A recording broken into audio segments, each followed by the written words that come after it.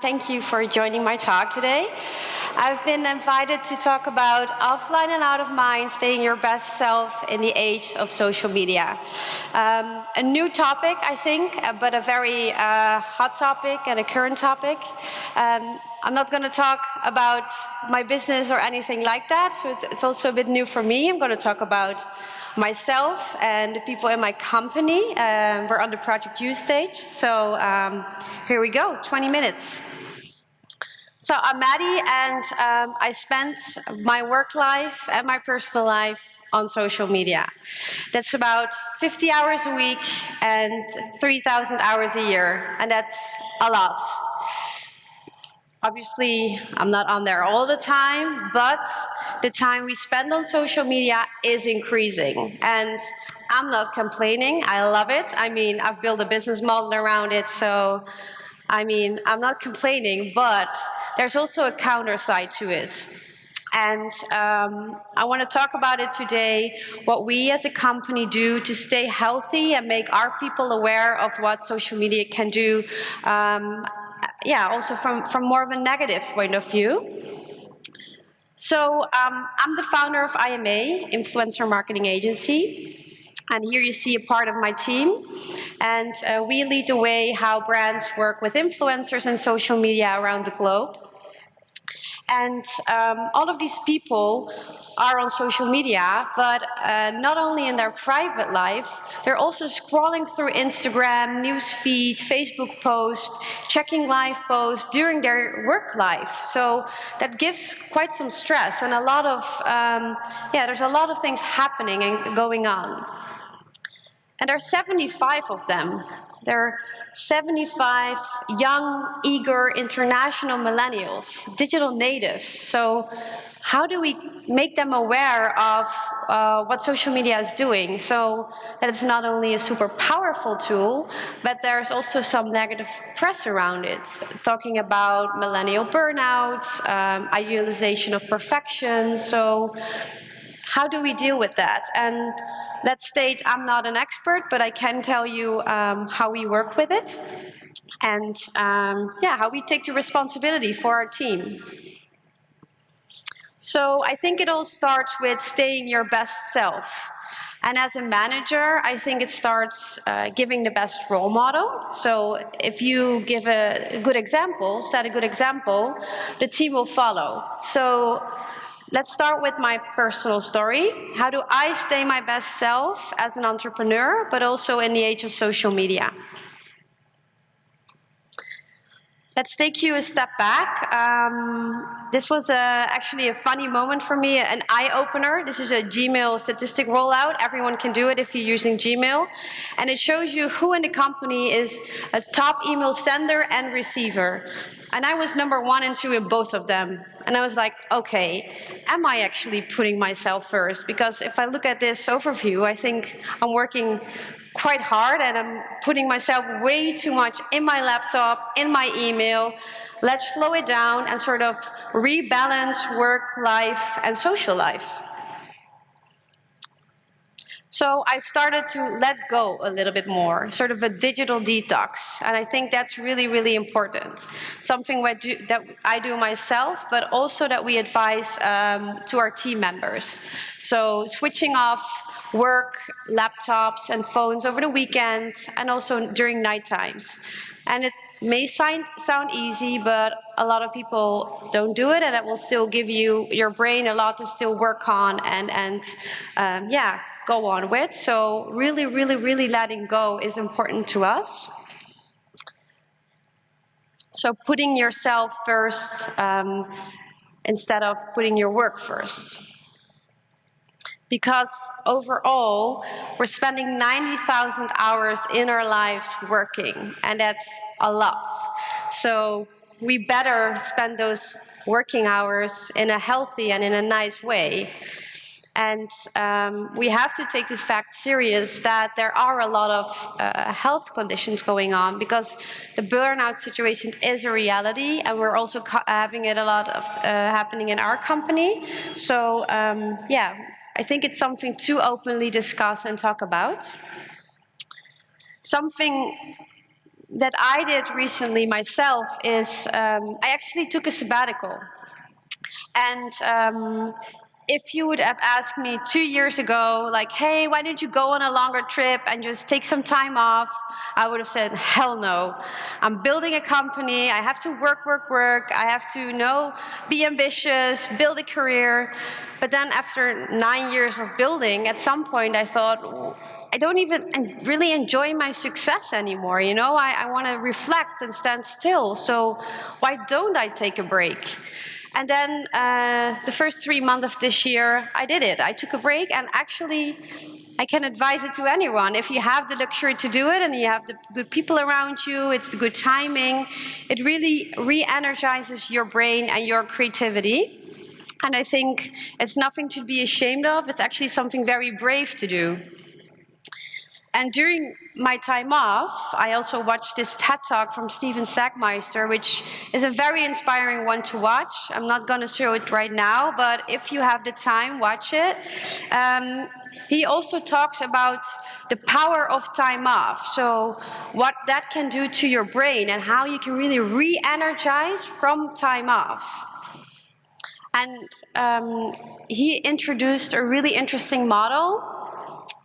Traditionally, we're used to 25 years learning, then we work for 40 years, and then we have about 15 years of retirement. That's sort of the overall scope.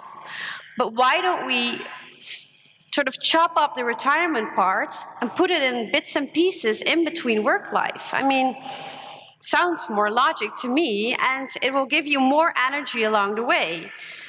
Instead of just saving it all up till the end, and you're probably completely tired. So this will give you more energy and more time, and also more creativity along the way.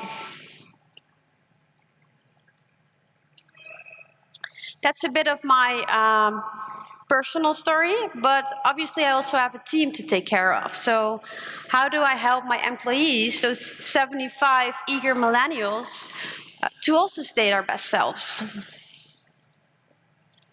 And for us, the most important topic is awareness. It's the most important thing. Make an open thing to talk about. Make sure they know it's happening and they can talk about it in an open way, but that they're also aware of themselves. So they know their pitfalls, they know their characters. So personal development trainings. And as a company, we, for example, invest a lot in trainings like color trainings. Maybe you're familiar with that one, where you really find out, am I a yellow, am I a blue, am I a red? And it explains you a lot about your character and how you're most likely to get stressed and what you can do in those type of situations. Because if you're more aware of yourself and of your own characters and pitfalls, you can also deal with them and sort of recognize when you're maybe getting close to a burnout or a depression or anything like that. And obviously, physical health, also super important. We also organize boot camps. We introduce flex working, so people get up and they walk around through the office. So you really get an energetic and a fit team, so to say. Another thing we introduced is the culture of collaboration. We really believe in working together, and we do that in a few different ways. One of them is our flat structure, and for a young company like ours, we believe it's important that there are not too many layers. So it makes it easy for those young people to be ambitious, to show their talent, and to just work with everyone and work together. There's just 3 layers, so it makes it easy for them. And also, everyone's a creative. We don't have one creative floor. There's no one with the creative title. We believe everyone's a creative. Everyone can have ideas. And with that being said, you sparkle their talent and creative freedom a lot more. We have a laptop-less brainstorm policy. So all laptops must be closed, except for one who can take the notes, and flexible hours. So we really see that young people take their accountability. So it doesn't matter if they come in at 9, 9:30 or 10, as long as they get their work done, and then they will stay till late. So we introduce flex working, not only flex desks around the office, but also in hourly times. So they can come in and out and decide their own times, obviously within a frame, but it's working really well for us. Another thing we do is we organize passion projects. So we call it Make Your Own Success. And the picture behind me on the screen shows one of our most recent passion projects. It's a brand we launched completely in-house. It's a vodka brand. The idea, the design, the packaging, the event, everything was done by our team. And the fun thing about this is that everyone in the team could just jump in, help wherever they wanted, and it's not a client, it's just something we did for ourselves because we liked it, because it was our initiative. And even if you were a designer, you could say like, hey, I actually want to test my development skills. Can I change roles for some time? And then within a passion project like this, you can. So everyone can jump in, show their talent, and just help get a passion project to life. We also work towards the goal of a healthier environment for millennials in our work. So not only in our work environment, but also in the campaigns that we do. I mean, obviously, we try to keep it separate. And people also often ask me, like, do you know all the influencers in your network? Well, I don't. There are 25,000 of them all around the world. I don't scroll through all of their Instagrams. I don't even want to. So I keep it really, really separate. But I do want to use it in the work that we do, so in the marketing campaigns. And one of the examples that I have is a campaign that was recently done for Fat Boy. And Fat Boy is a beanbag company, obviously all about chilling, relaxing, letting go. And for them, we introduced the Get Fat campaign. And we used the insight of a lot of millennial burnouts happening, a lot of millennials being so stressed, of having a campaign around it. And also with influencers, so really showing the not so perfect sides, creating to-do lists instead of to-do lists, showing the perfect chill spots, showing holiday spots. So all about chilling and really fighting the stressed life. So really showing how to let go with Fat Boy. And to sum it up, we can show a few takeaways. Again, I don't have the solution. We're still facing a lot of issues in our company with young millennials as well. But I can give you some takeaways of the things that we are doing in our company, and it's working well for us. So I'll show you to them on the screen. And then lastly, I would like to end with the quote, something that we always used to say, I work for the company, but does the company also work for me? Thank you.